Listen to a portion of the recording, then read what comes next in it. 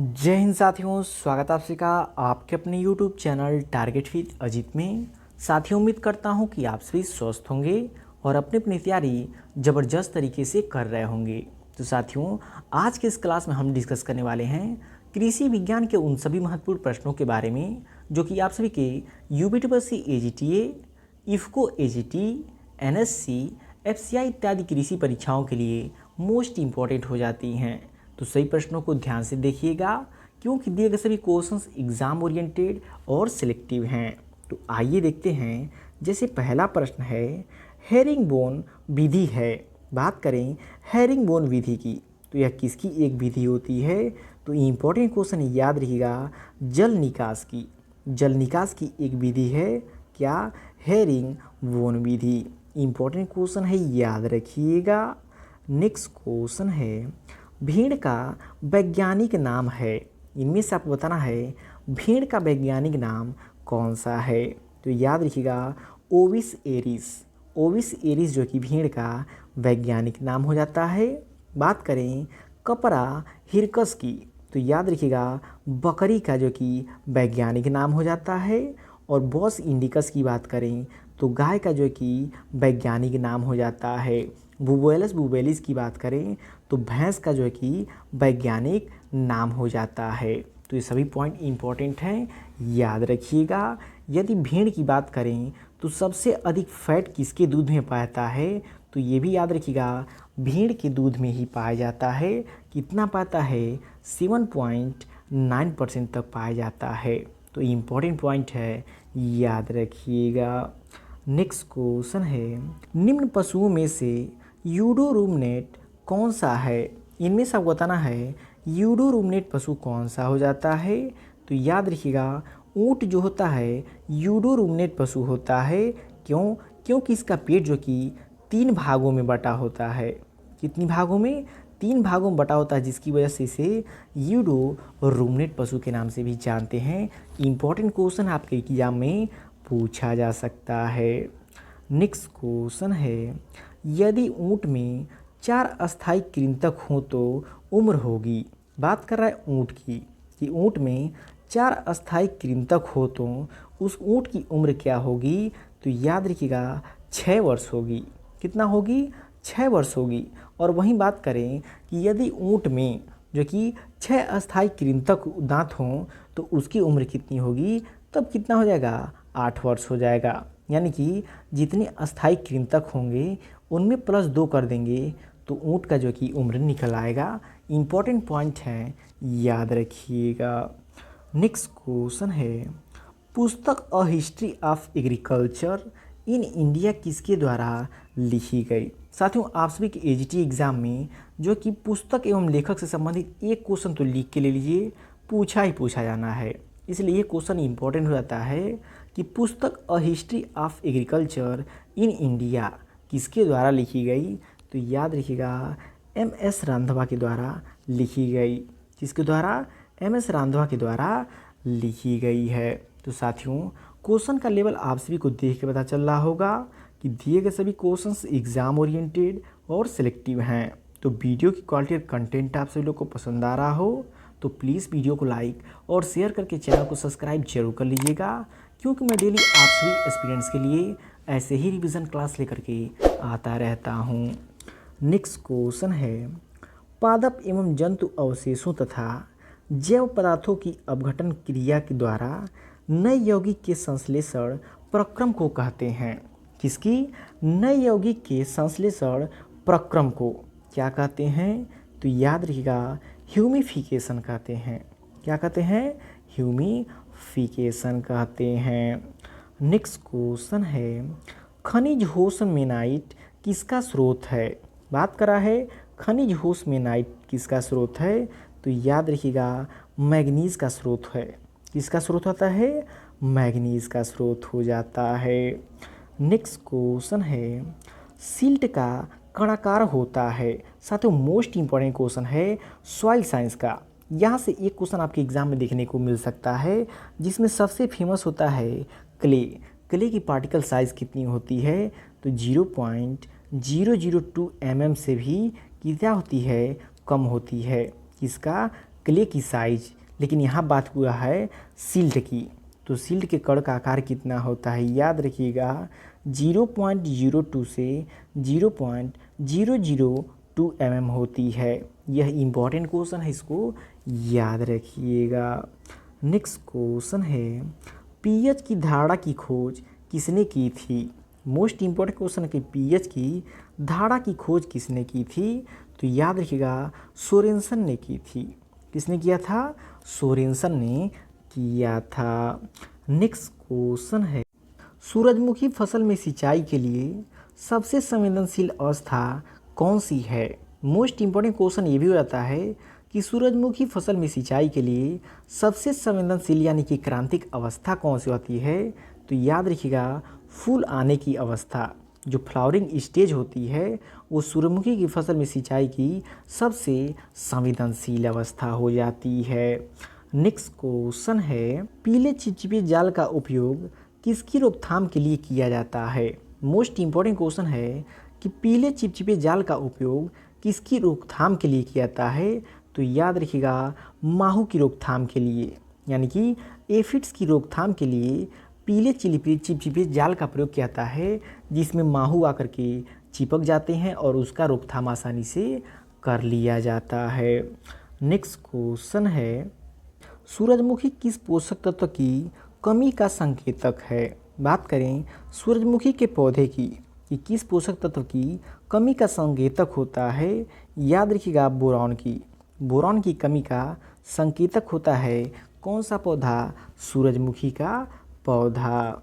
Next question है, अर्का शीतल किस फल की एक उन्नत किस्म है। बात करें अर्का शीतल की तो इम्पोर्टेंट वैरायटी है, याद रखिएगा लॉन्ग मेलॉन की। लॉन्ग मेलन की उन्नत किस्म हो जाती है कौन, अर्का शीतल। इम्पोर्टेंट वैरायटी है, याद रखिएगा आप सभी के एग्जाम में देखने को मिल सकती है।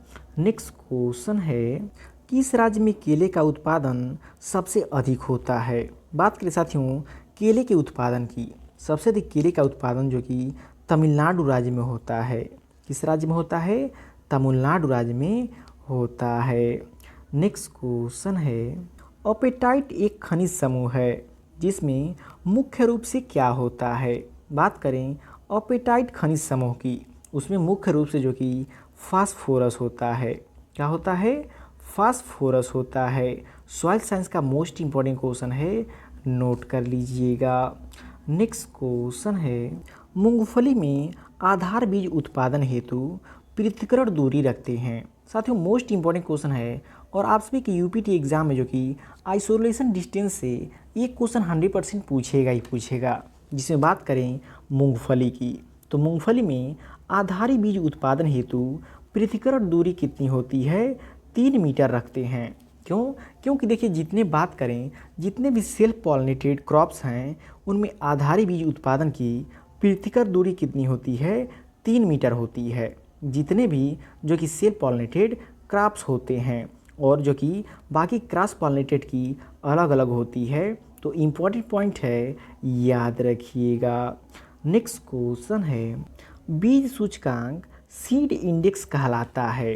कितने बीजों का भार जो कि सीड इंडेक्स कहलाता है। तो याद रखिएगा 100 बीजों का भार जो कि सीड इंडेक्स कहलाता है। कितने बीजों का भार, 100 बीजों का भार जो होता है सीड इंडेक्स कहलाता है। 1000 बीजों की भार की बात करें तो यह जो कि टेस्ट वेट कहलाता है। तो इम्पॉर्टेंट पॉइंट है, याद रखिएगा। नेक्स्ट क्वेश्चन है, गेहूं के बीजों का परीक्षण भार है। गेहूं के सीड का टेस्ट वेट कितना होता है। तो याद रखिएगा 40 ग्राम होता है। कितना होता है, 40 ग्राम होता है। 2 ग्राम बात करें तो फ्लेरिस माइनर गेहूं का जो मामा होता है उसका टेस्ट वेट होता है 2 ग्राम।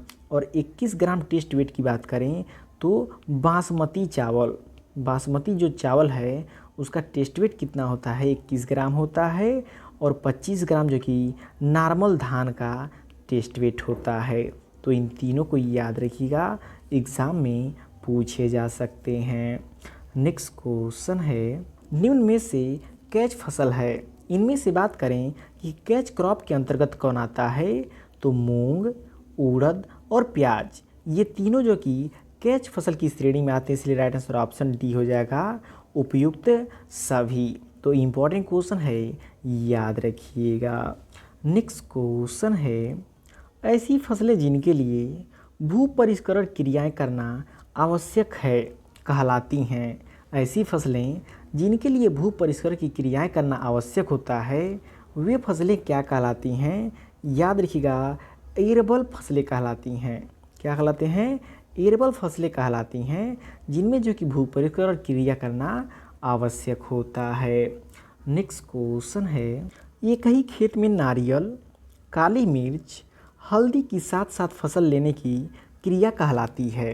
एक ही खेत में नारियल, काली मिर्च, हल्दी की साथ साथ फसल लेने की क्रिया क्या कहलाती है? याद रखिएगा, मल्टी स्टोरेज क्रॉपिंग कहलाती है। क्या कहलाती है? मल्टी स्टोरेज क्रॉपिंग कहलाती है। इम्पोर्टेंट क्वेश्चन है, याद रखिएगा।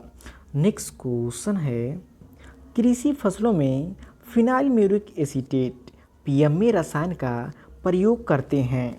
किस लिए करते हैं?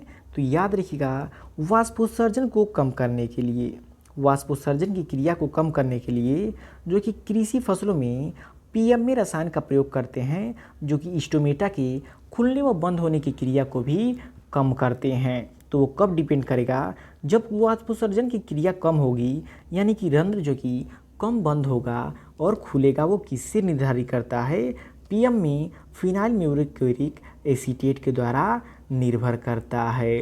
नेक्स्ट क्वेश्चन है, अर्धसाली गन्ना की फसल अवधि है। साथियों, मोस्ट इंपॉर्टेंट क्वेश्चन है, पिछली बार के एसटीए एग्जाम में पूछा चुका है कि अर्धसाली गन्ने की फसल की अवधि क्या होती है। तो याद रखिएगा, 18 माह यानी कि 1.5 साल की होती है। और एग्जाम में पूछाता है अर्धसाली गन्ने की उपज कितनी होती है। तो याद रखिएगा, 1000 कुंटल से 1200 कुंटल प्रति हेक्टेयर होता है। कितना उपज होता है? 1000 से 1200 कुंटल प्रति हेक्टेयर होता है। तो ये भी इम्पोर्टेंट क्वेश्चन है, याद रखिएगा। और ये भी यहाँ पे एक इम्पोर्टेंट पॉइंट याद रखिएगा, अर्धसाली गन्ना जो कि दक्षिण भारत में उगाई जाती है, जो कि उत्तर भारत में नहीं बल्कि दक्षिण भारत में उगाई जाती है अर्धसाली गन्ना। नेक्स्ट क्वेश्चन है, निम्न में से किस फसल के लिए पेड़ी को अपनाया जाता है? इनमें से बात करें कि किस फसल के लिए पेड़ी को अपनाया जाता है। तो याद रखिएगा, गन्ना की फसल को जो कि पेड़ी के लिए अपनाया जाता है। और गन्ना के साथ साथ अपने नॉलेज के लिए याद रखिएगा, बैगन भी कभी कभी एग्जाम में देता है, बैगन की फसल को भी पेड़ी के लिए अपनाया जा सकता है। नेक्स्ट क्वेश्चन है, समय पर बोई गई गेहूं की फसल के लिए कितनी सिंचाइयों की आवश्यकता होती है? बात कर रहा है कि समय पर बोई गई गेहूं की फसल के लिए कितनी सिंचाइयों की आवश्यकता होती है। तो याद रखिएगा, 5 से 6 सिंचाई की आवश्यकता होती है। कितनी सिंचाई की? 5 से 6 सिंचाई की आवश्यकता होती है। नेक्स्ट क्वेश्चन है, पादप नाइट्रोजन को किस रूप में अवशोषित करते हैं? पादप जो होते हैं वो नाइट्रोजन को नाइट्रेट के रूप में अवशोषित करते हैं। किस रूप में? नाइट्रेट के रूप में। जबकि बात करें धान की और आलू की, वो जो कि नाइट्रोजन को अमोनिया के रूप में अवशोषित करते हैं। तो यह दोनों पॉइंट इम्पॉर्टेंट हैं, याद रखिएगा। नेक्स्ट क्वेश्चन है, निम्न में से कौन एक बीजपत्री है? इनमें से आपको बताना है कौन सा एक जो कि मोनोकॉट फ्रूट है। तो याद रखिएगा, लीची जो होता है मोनोकॉट फ्रूट होता है। इम्पॉर्टेंट क्वेश्चन है, याद रखिएगा। नेक्स्ट क्वेश्चन है, सुपरस्टार गुलाब की प्रजाति है, यह किस वर्ग से संबंधित है? तो याद रखिएगा, हाइब्रिड टी वर्ग से संबंधित है। किससे संबंधित है? हाइब्रिड टी वर्ग से संबंधित है। नेक्स्ट क्वेश्चन है, कैल्शियम मैग्नीशियम सल्फर को कहते हैं। कैल्शियम मैग्नीशियम सल्फर को क्या कहते हैं? तो याद रखिएगा, द्वितीय पोषक तत्व कहते हैं। और बात करें एनपीके की, नाइट्रोजन फास्फोरस पोटास को, इनको जो कि प्राथमिक पोषक तत्व कहते हैं। और कैल्शियम मैग्नीशियम सल्फर को जो कि द्वितीय पोषक तत्व कहते हैं। तो साथियों, ये रहा आप सभी के कृषि विज्ञान के वे सभी महत्वपूर्ण प्रश्न जो कि आप सभी के UP triple C AGTA, IFFCO AGT, NSC, FCI इत्यादि परीक्षाओं के लिए मोस्ट इम्पॉर्टेंट हो जाती हैं। तो वीडियो आपको कैसा लगा कमेंट करके फीडबैक जरूर दीजिएगा, और वीडियो पसंद आए प्लीज़ वीडियो को लाइक और शेयर करके चैनल को सब्सक्राइब जरूर कर लीजिएगा।